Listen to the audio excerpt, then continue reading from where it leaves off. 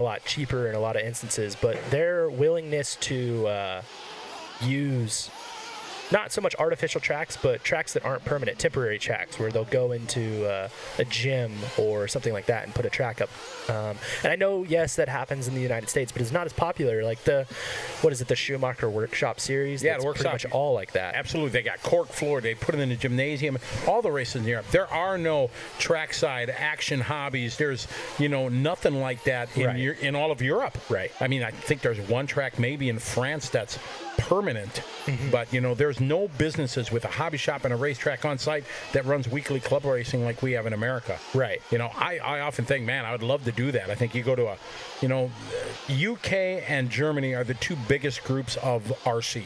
Okay. Where there's dense population of RC. Right. I would often think when I'm in Germany, man, if you found an old warehouse somewhere and you put in a legit facility, you would think it would work. But I don't know. It's a different mentality. I don't know if they would come on a Tuesday night and go club racing. At trackside, we'll get 40 guys on a club night on a Tuesday night, 2 qualifiers and a main. Right. I don't know if that would carry over in Europe.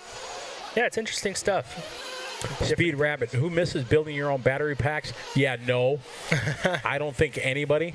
That's all before my time. Cutting brushes, yeah. Adam Scott, no.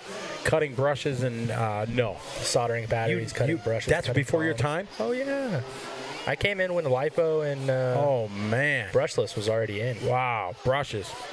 ASC 767s. 767 brushes. Those were the ticket. Is that an airplane? No, that's the brush. That's the part number for the brushes. Got for the it. motors. Yeah, you get some ASC 767s. Those were fast. Those were fast stock brushes. Nice. For sure. Yep. Exactly. Com drops and all that. Yeah. No. No. Oh, John, thank you very much.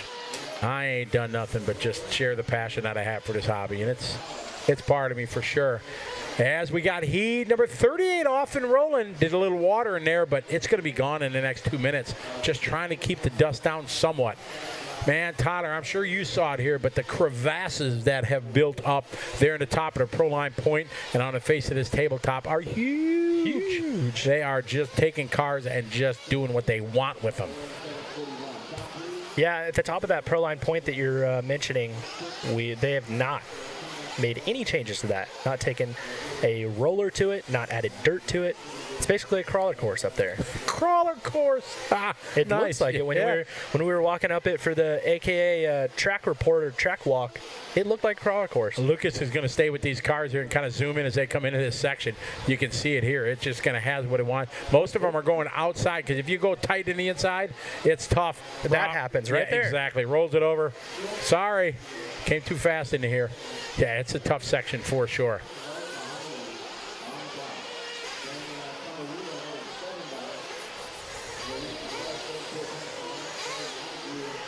Yeah, crawler course. That was a good one. That was a good line for sure. No, that was good.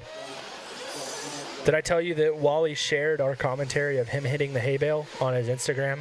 No, I didn't. You really? Ooh. You called the wrong cameraman. I did, man. I just got dead. I owe Bob some order of French fries. Sorry, Bob. You're the best. You look great. Yeah, Bob's been over here and edited photos the whole time, and I didn't know he was up on camera. So, yeah, okay. You got me, Bob. 1-0, Bob. 3 microcapacitors to help prevent radio glitches? What's that all about? Oh, yeah. Well, you had to solder capacitors to limit the glitching and stuff like that. Right. Shakti diodes, I see Scott talking about, man, all those things. Man, you guys are old. We are. But I think racing in many ways was, I don't want to say better, it was different, but in some ways it was better for sure. You couldn't make setup changes because you didn't have time. Correct. That's what's bad about it. And we talk about that on Tuesday night now. You would go for 2 qualifiers in May at trackside, and you didn't have time to rebuild your shocks. You didn't have time to build your diff because you had to rebuild your stock motor or your mod motor or whatever you're running. You had to take it out and you got to cut it and everything like that. And then when Cobra came out with a lathe that cut stock motors, oh man, because stock motors were sealed up. Okay. You couldn't take them apart like a modified motor. Right. So you had to take one. It had a special bit that snuck into the inside. You could cut it and true it. Oh, dude, that was a game changer there. You had to have one. Cheating the system. It was legal. Right, You could do it. But, yeah, man. But I would imagine it was pretty easy to mess your motor up. Oh, for sure. Yeah. Yeah, exactly. You go in too fast, too hard, boom. First you mess up a diamond bit for $110 right. or whatever, but then you trash the motor. So, yeah. Purple and green Trinity Spring. Yep, exactly.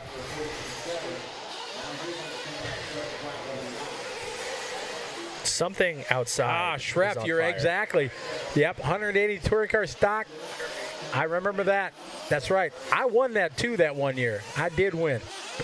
And my most painful win, the year after, I was leading the A in stock touring and snowbirds. But like 2 minutes to go, came around a back marker. He hit me and broke me. Oh, my God. I was going to go back-to-back in snowbirds. It was going to be epic. That would have been pretty epic. Oh, it would. Yeah. Wah, wah, wah. Not so much. I just stood on drives and yeah. That's probably the last race I won. The only big stock race I've ever successfully won was Nationals. Yeah? Yeah, I won 13.5 four-wheel at the Nationals at Hobby Action.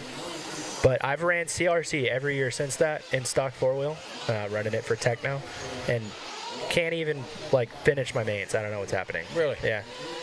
I TQ'd stock buggy at CRC maybe about 5-6 years ago out of the B sort. Nice. I was like 11th qualifier, and it was great. If I ain't top 5, put me in the B. Right. You know what I mean? And yeah, I was able to TQ, and I think I got a participation medal in the main, but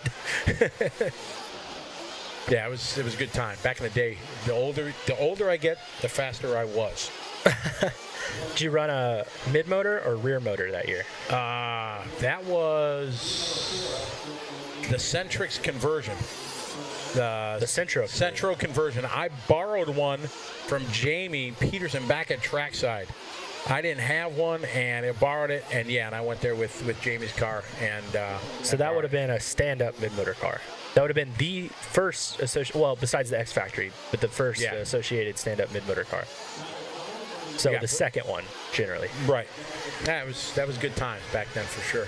Bryce Beaver out front doing his hot lap on lap 10 there. He's going to get 11, making a charge at Ross McDonald's time. Ross's time is held for a couple rounds here. Shane also going to get 11. Eric Deschenes finally having some good luck here running. Kevin Tomsovic. He was also on an 11-lap run early in this one, but then that 46-second lap, man, that was a tough one. Going to drop him back to a 10. So Bryce Beaver, Eric Deschenes here looking to go 11. There's a 44. Where's Deschenes? How far back was Eric? As Bryce had a 44-second lap. He's got a chance. We'll see what he's got when he crosses the line. Deschenes also with a 44. So Bryce Beaver going to go 11 laps, 7:34, 4 seconds under TQ. So Bryce going to take the TQ spot.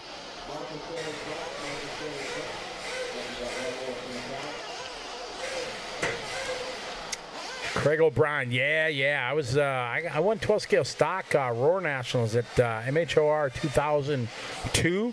Craig, me, Brad Johnson, Kenny Pepe, Brian Lutz.